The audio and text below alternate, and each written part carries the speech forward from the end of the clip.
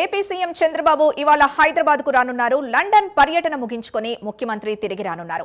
ఉదయం 9 గంటలకు హైదరాబాద్ కు చేరుకుంటారని తెలుస్తోంది. అనంతరం హైదరాబాద్ నుంచి నేరుగా ఏపీ సెక్రటేరియట్ కు వెళ్లనున్నారు.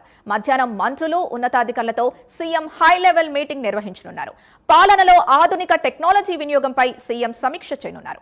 ఇదే అంశానికి సంబంధించి పూర్తి డీటెయిల్స్ మా కరెస్పాండెంట్ శ్రీహరి అందిస్తారు. శ్రీహరి, చెప్పండి, చంద్రబాబు పర్యటన, లండన్ పర్యటన ఎలా సాగింది? అక్కడ పూర్తిగా సక్సెస్ అయినట్టేనా? ఈ రోజు ముఖ్యంగా ఏ శాఖల మంత్రులతో ఆయన సమావేశమయ్యే అవకాశం ఉంది?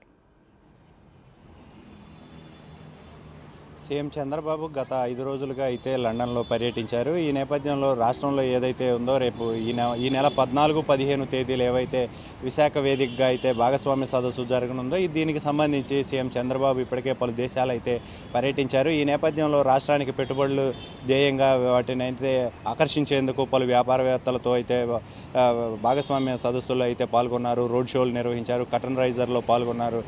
రాష్ట్రానికి పెట్టుబడులే ధ్యేయంగా అయితే సీఎం చంద్రబాబు పర్యటన అయితే బిజీగా 6 రోజులు గడిచింది.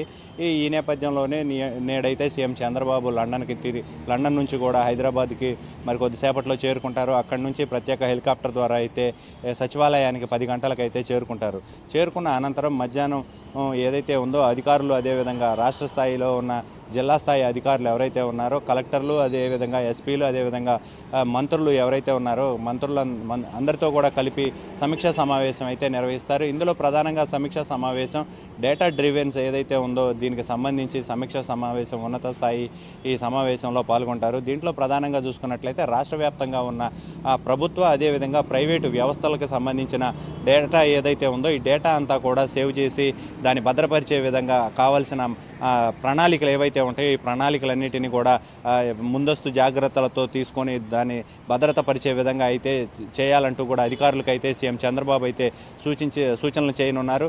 ఇందులో ప్రధానంగా చూసుకున్నట్లయితే మనకి ఈ ఉదాహరణకు చెప్పాలంటే రోడ్డు ట్రాఫిక్ వ్యవస్థలు కానీ, అదేవిధంగా ప్రభుత్వ, ప్రైవేటు వ్యవస్థలు, స్కూల్స్కి సంబంధించిన డేటా, అదేవిధంగా హాస్పిటల్కి సంబంధించిన డేటా, స్థానిక ఎక్కడైతే కొన్ని నియోజకవర్గాల్లో ఎలాంటి ఆరోగ్య పరిస్థితులు ఎలా ఉన్నాయి అనే దానిపైన కొంత సమీక్ష చేసి ఆ డేటా అంతా కూడా అధికారులు రియల్ టైం గవర్నెన్స్కి ఇస్తారో సమాచారాన్ని, ఆ సమాచారం మొత్తం కూడా భద్రపరిచి దాన్ని ఎక్కడ ఎలాంటి ఈ హాస్పిటల్స్ కానీ ఎక్కడ ఎలాంటి సదుపాయాలు కల్పించాలనే దానిపైన ప్రభుత్వం అయితే ఒక సమగ్ర ప్రణాళికతో అయితే ముందుకు వెళ్లేందుకు తగిన చర్యలు తీసుకుంటుంది. కాబట్టి దీనికి సంబంధించిన డేటా ఏదైతే ఉందో ఈ డేటా అంతా కూడా భద్రపరిచే విధానంలో చాలా జాగ్రత్తలు పాటించాలి.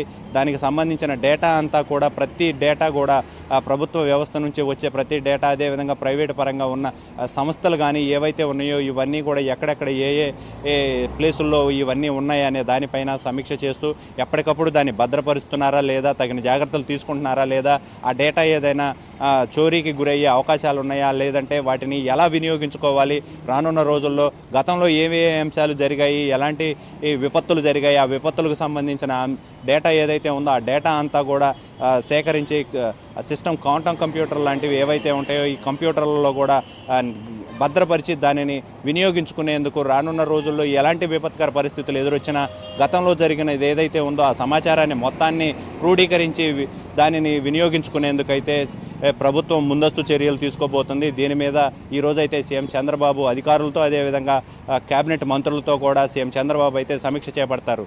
Sindhu. Right, thank you Srihari.